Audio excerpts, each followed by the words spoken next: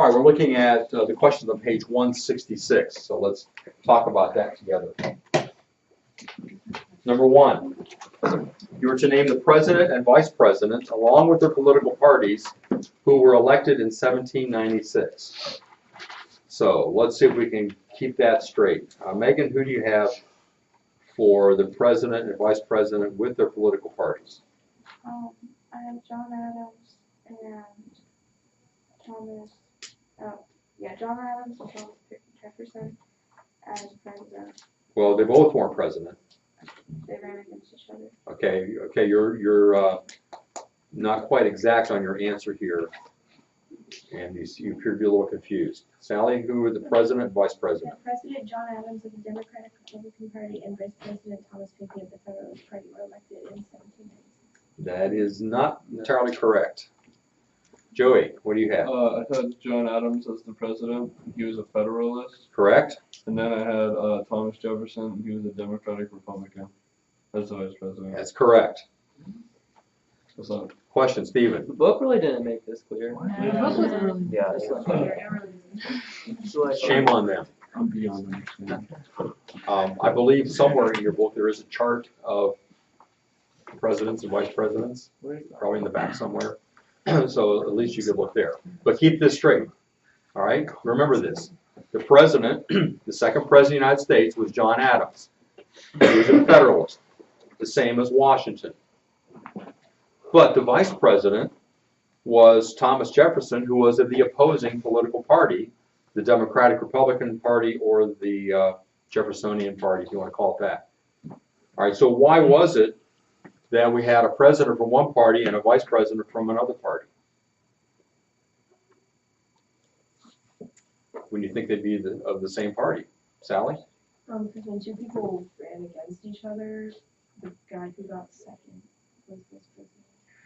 Yeah, and it goes back to the fact that in the Constitution, the writers of the Constitution did not envision there being people running against one another.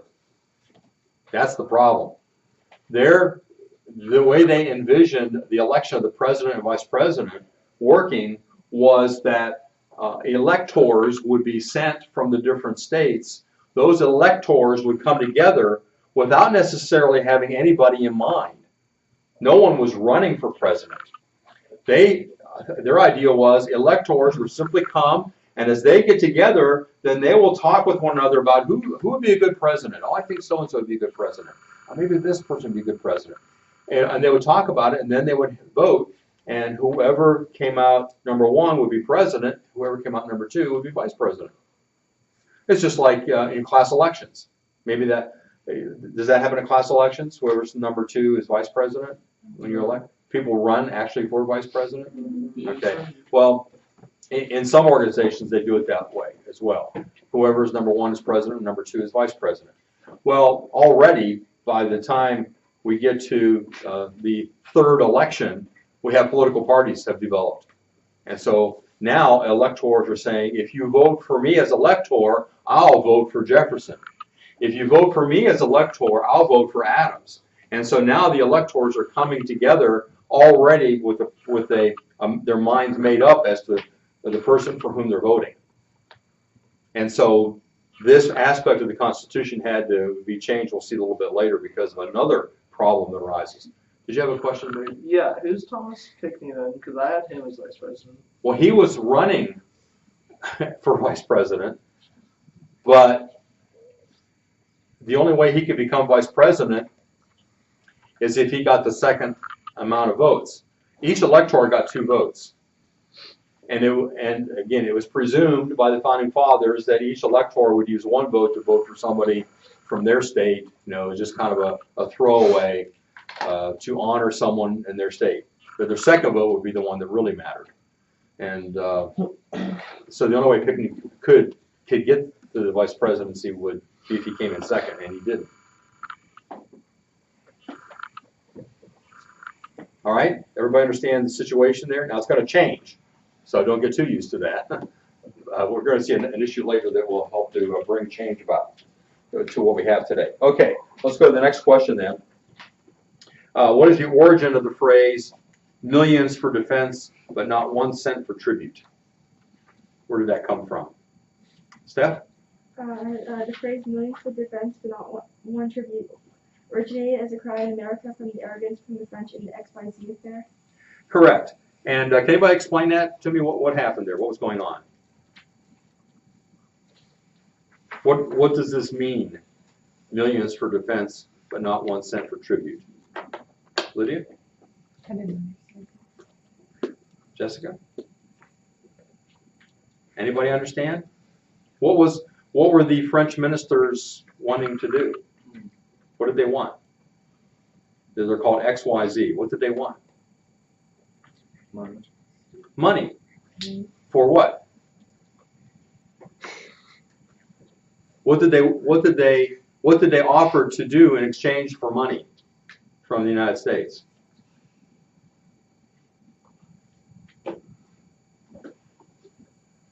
To negotiate with the United States, to meet with our ambassadors, our ministers, that they were going there. They're going to France and they're going to meet together to see if they can work out some arrangements between France and the United States. And these French ministers said, well, we will meet with you if you give us a bribe.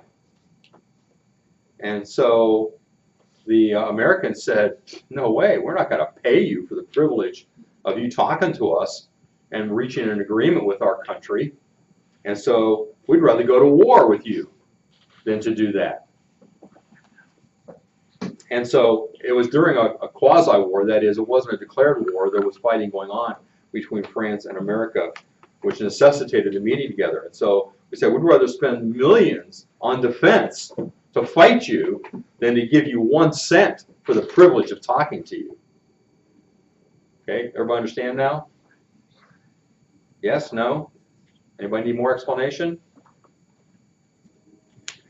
Okay, so that's called the XYZ affair because that's the names they gave to the French ministers. And we're using minister not in the sense of a church, ministers as someone who serves in government. All right, read number 3 for us. I forgot that you did write these in sentences, didn't you? So let's hear what you have for number 3. Haley. Adam's decision to pursue peace politically brave because it was to get him a re-election. Because what? Say that again. Because it would get him a re-election. It would get him re-election? Actually, the opposite is kind of true. The act was politically brave because the Federalists and Republicans wanted war with him, but he chose peace instead. And so why was that politically brave? That would mean that they would have like a really high chance of him not getting elected. Exactly. Because he's going against his own party. So what's the likelihood they're going to nominate him for president again? Not very good. So that was a brave thing to do on his part. In other words, he was more interested in what was good for the country than what was good for himself politically. It's hard to find people like that anymore. Does everybody understand the issue? What's going on here? All right. Next, number 4. Let's see what you have for that. Hayden. I had the Virginia and Kentucky resolutions advocated nullification. Right, and what is nullification? Can you explain it, Hayden? Maybe Stephen can explain it.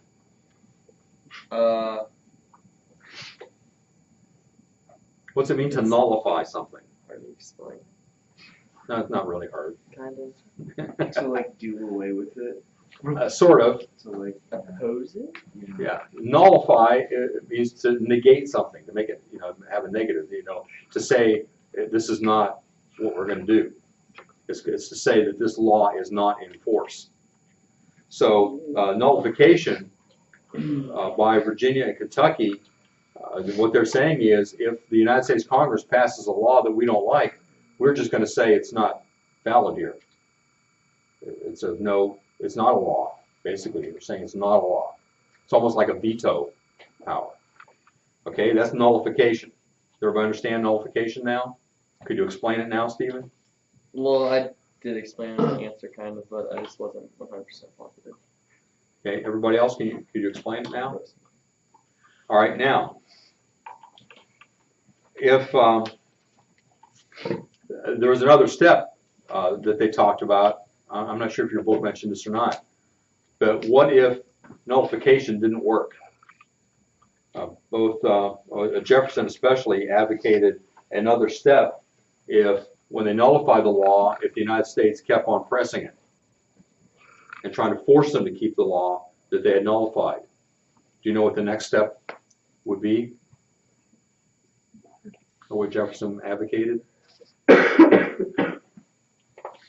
If the United States is forcing a state to keep a law that they have said we're not going to obey that law, we declare that law null and void, the next step is secession, to separate from the United States, which is what the colonies did with England, right?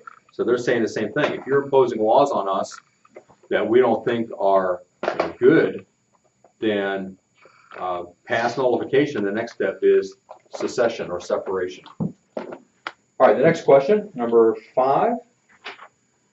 Read that for us, Alex. So the Judiciary Act allowed the Federalists to continue influence with more judges. Right. So, how did that work? How did the Judiciary Act do that? What did the Judiciary Act do, accomplish, allow? What happened? Devin? It was passed the day before Jefferson's inauguration, and John Adams was still president at the time.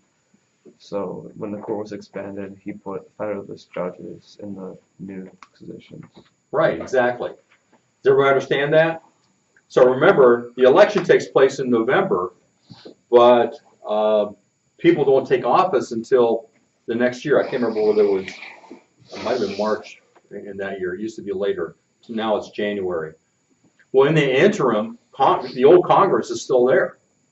And the old Congress that had not been reelected was what party? Federalists. And President Adams had not been reelected. What party was he? What party had come into power? What party had come into power with the election? The Democratic Republican, both in Congress and the presidency. So that means the Federalists are out. They have no power at all after the election of 1800. But they decide they're going to retain power. How can they do that? Well, they don't have control of the legislative branch, Congress. They've lost control of the executive branch, the presidency. So what branch is left? The judicial branch. Can they somehow maintain control over that? Yes. How? By creating a bunch of new judgeships and appointing Federalists to all those. Who does the appointment of judges? The president. The president. So Congress creates the judgeships. The president fills the judgeships with Federalists. And so for many, many years to come, there will be Federalists that will be judges in the system, making Federalist decisions on stuff that the Democratic Republican Congress and Democratic Republican President are doing. So they can kind of negate what the other party's doing. Pretty foxy move, don't you think? But it creates a problem. And the problem is, let's see, that's something I want to talk to you about now or later. I think maybe we'll get into, well, no, let's do it now, since we're talking about it. One of the issues is that when these different appointments are made, there's an official document for each one that has to be delivered to the person who is fulfilling that office. So, for example, there was a judgeship, a new judgeship made in Maryland, and a guy by the name of Marbury was appointed to fill that position. So, for whatever reason, the Secretary of State of the federal government was the one that was responsible for delivering these official documents, making that person, putting that person in that position. Right, do you follow so far? So Congress has created these offices. The president has determined has appointed people to be in those offices, but it's up to the Secretary of State to deliver the official documents to these guys, giving them the authority to take over that office. All right? Now, the Secretary of State didn't get it all done. So Jefferson comes in as the president. James Madison is his Secretary of State. And he comes in, and on his desk are all these appointments that were Federalist judges that now he's supposed to deliver. But he doesn't want to deliver them. Why?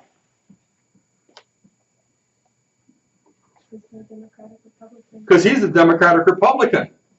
And he's actually working against his own party by delivering these things, but he sort of feels that by law he has to do it. So he goes to Jefferson and says, what do I do with all these appointments? You know what Jefferson told him? You want to hazard a guess? No. No. He said ignore them. So he did. Well, the aforementioned Marbury decided to take them to court. And there was a provision in this Judiciary Act of 1801. Oh, by the way, because Adams was still writing out these appointments up till midnight of the day before Jefferson became president, they're called the midnight appointments. And how happy was Jefferson over the fact that up until the very minute of the day he was taking office, that the former president was writing out all these appointments to appoint people in his party to those positions. How happy was Jefferson about that? Yeah, in fact, he hated Adams for doing that for a long time. They finally became friends again after years and corresponded with one another. But there was a real rift between them because of that for a long while. So Madison does not deliver these appointments. Marbury, there was a provision in the Judiciary Act of 1801 which said that that anything that was amiss with this, it could be taken to the Supreme Court. So he did. He took it to the Supreme Court. And so there's a famous case called Marbury versus Madison. One of the first really important cases that came to the Supreme Court. Now, what makes it interesting is the Chief Justice of the Supreme Court, name was John Marshall. John Marshall had been appointed to that position by John Adams. So John Marshall is a Federalist. You follow? So you would expect that he's going to influence the court to force Madison to deliver the official document to Marbury. But another part of this issue is John Marshall was also the Secretary of State under John Adams, who was supposed to have delivered all those and didn't get it all done. In addition, John Marshall is a cousin of Thomas Jefferson. See, all kinds of things going on here. Marshall is in a difficult spot because if he rules in favor of Marbury that Madison has to deliver that document, then he's going to appear as though he's just doing it on a partisan basis and just as a Federalist, and that will make him look bad. If he doesn't say that that has to be delivered, he's going to look like he's afraid of Jefferson. So he's kind of between a rock and a hard place. So what does Marshall do? He comes up with a solution. He looked at the law, the Judiciary Act of 1801, and saw that provision that it made for taking this to the Supreme Court, saw that that was not something that the Constitution allows, because there are only certain things that can come to the Supreme Court right away, and that's not one of them. And so he declared that law, the Judiciary Act of 1801, unconstitutional. Both sides could have been angry with him, but he struck a blow on the side of what the legality was, and so he declared it unconstitutional. That not only took care of the problem right then, but it also set a precedent for the Supreme Court, because in the Constitution it doesn't really give much information as to what the Supreme Court's supposed to do. What Marshall did in making this ruling was to establish the Supreme Court as the branch of government that could declare actions and laws constitutional or unconstitutional. Now, that's what the state courts could do concerning the state constitutions, but it wasn't explicitly stated concerning the Supreme Court in the national constitution.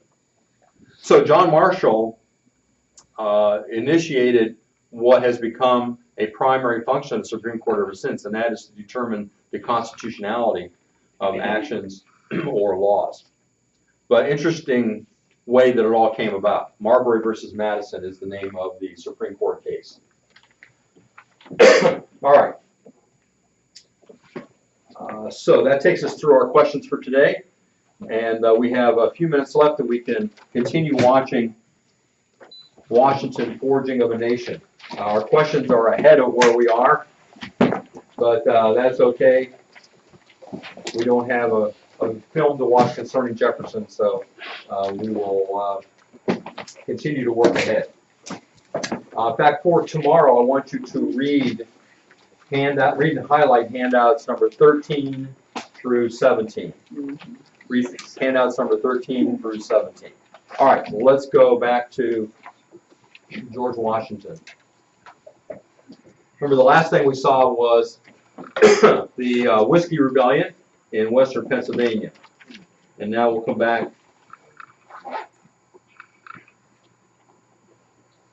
to Washington Halls. Then where could she be, George? Oh, I'm sure she just met a friend in the market and they went down to look at the ships. I have the most awful feeling something's happened. Excuse me. Christopher, Mrs. Washington is worried about Oni. She's been missing for several hours. I don't know where she might be. No, sir. She's been acting rather strange lately. Strange. Whispering all the time. Molly. Would you bring Molly to us? Yes, sir. I'm sure she's a good wife. She hasn't with us. She used to come to me with all her little concerns and questions. For days now, she's kept to herself. Has it affected her work?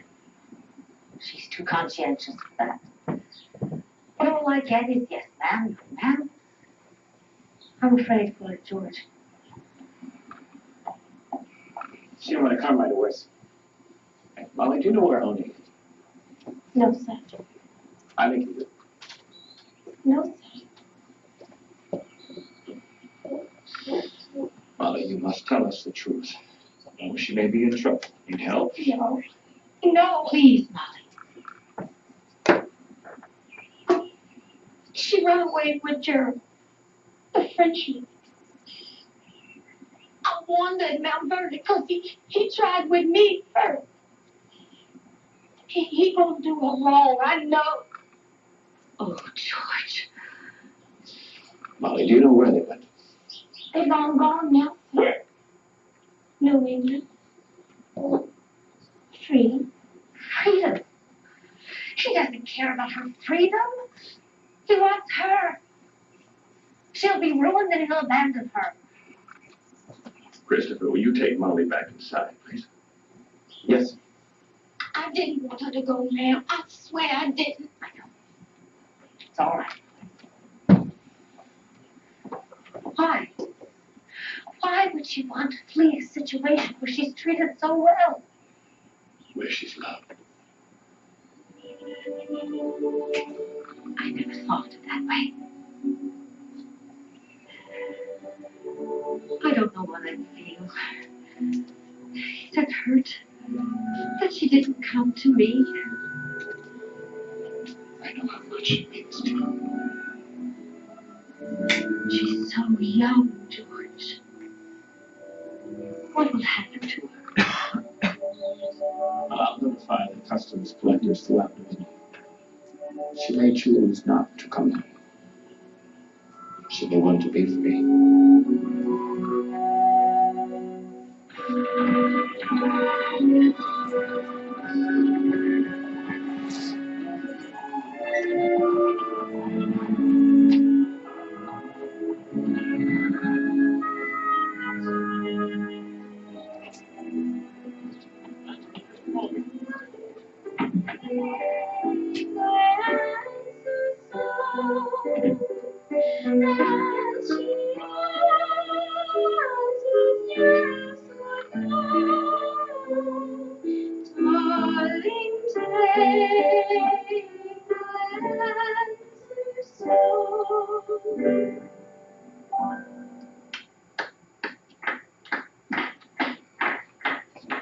Good morning, Mr. Hamilton.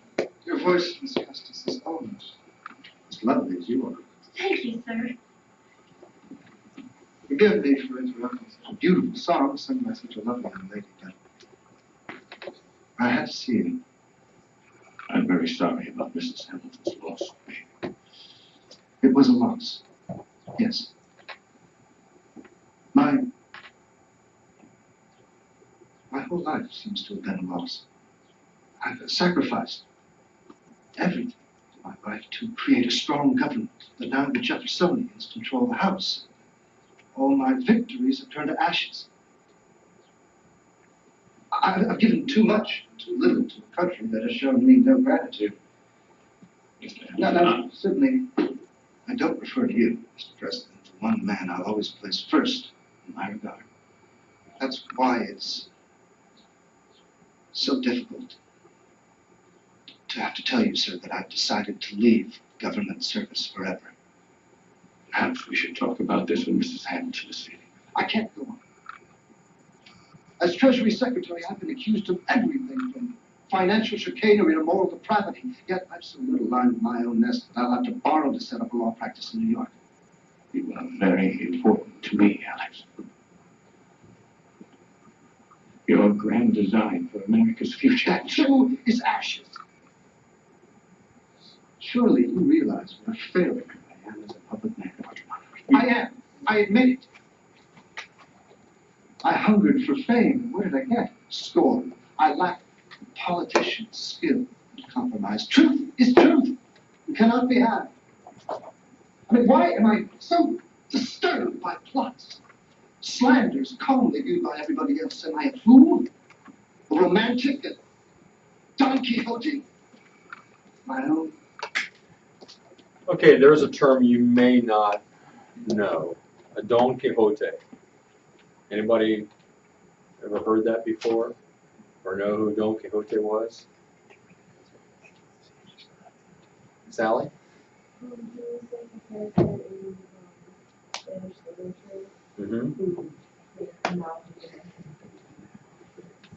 He was a character in Spanish literature. In fact, the first novel ever written by Cervantes in Spanish, obviously. And he was a crazy old man who envisioned himself as a knight, riding to the rescue of damsels in distress. One of the most famous scenes in the book is when he sees windmills and he perceives that they're giants. And so on his broken down nag and a lance, he charges the windmills to defeat the giants. So ever since then, people have used that name, Quixotic or Don Quixote, to indicate someone who is fighting against imaginary foes, someone who is fighting a cause that can't really be won. And so that's why he uses that expression there.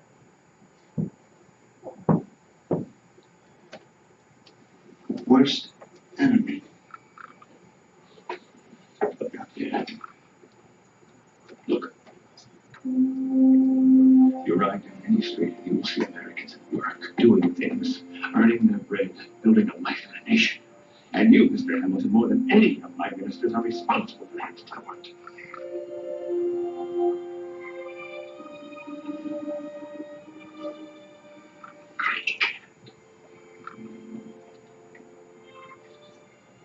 I must leave. Sir, I'll always be at your service in any way but public. Our friendship is my most treasured possession.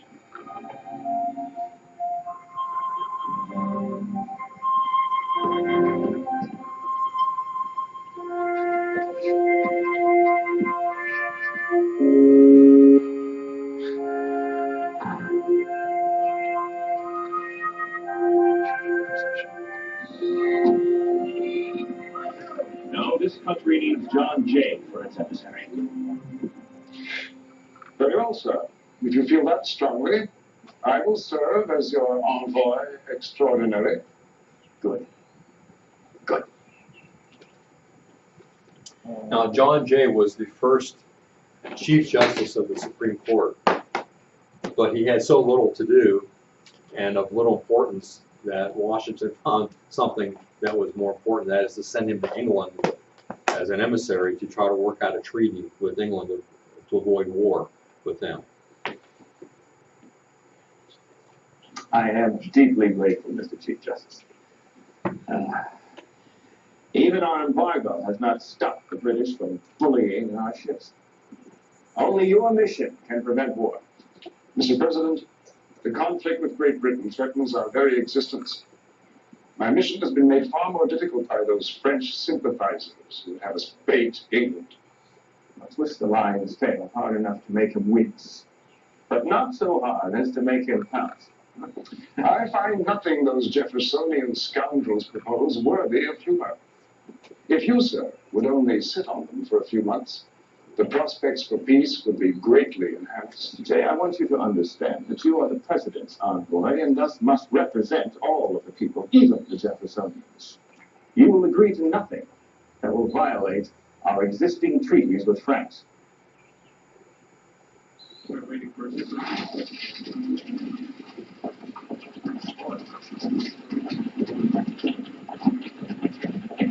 Constable, which way to the president's house? Turn north, 3 squares, then right. Close your eyes, Mr. President. Close your eyes.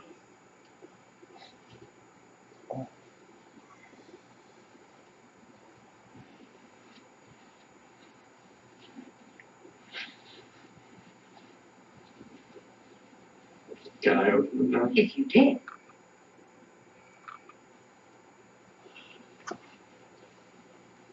This vision is so magnificent. I'm not sure my old eyes can stand it. Serious grandpapa. Do you like it? Well, we'll find out whether you liked it or not tomorrow. Mr. Hendricks. Dun, dun, dun.